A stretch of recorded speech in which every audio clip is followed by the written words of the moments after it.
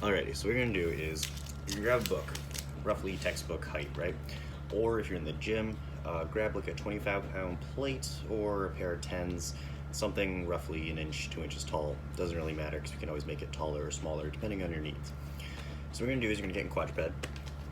You're gonna toss the book or the elevated object under one knee. And the important thing is, at first, we're gonna put most of our weight in our hands. Meaning, instead of being perfect 90, 90, and 90, we're gonna kind of shift our weight forward so there's less weight and less demand on our back. So, easiest is really forward, all 90'd out. In the middle is a little more difficult, and then kind of back more is gonna be the hardest. So we'll go forward. And the name of the game is to drive the elevated knee into the object, into the floor, as to pull the other leg up, roughly to the same height as the other knee. It doesn't have to be perfect. As long as it's not lower, you're fine. A little bit higher, golden, same height, perfect. Doesn't really matter. So I'm gonna keep a neutral spine, gentle brace, remember, ribs down, slight pressure, squeeze the glutes. Push this knee in to the ground so you can drive this knee up. Bam. 2, 3, 4, and so on. When you're doing your reps, let this knee only barely, like the hairs on your knees, touch the ground. This way we can maintain tension in the multifidis like we're aiming for.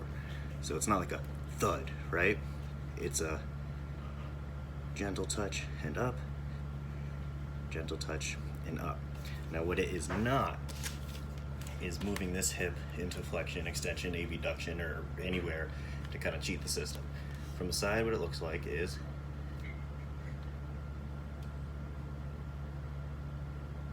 like that. It's very small motion, getting those intersegmental motions. So the last part of this is another way to make it more challenging. We don't want to put weight in these, right? We're going to use our body weight. We can progress other ways. So the way that we're going to progress these is not only by going forward or backwards, right? But actually about your width of your legs and your hands. So here, it's going to require a little more balance, but it's easier on the muscles. If we put our hands out a little more, still easier, right? No big deal. So what we do is we take a big step out, and we would go little step, little step, little step, but let's go to the extreme, right? All the way to here. So nice and wide, and it's gonna require a wide base of the arms. Same thing. Brace, neutral spine, do your thing, and you're gonna pull it up, gently touch, and gently touch, gently touch.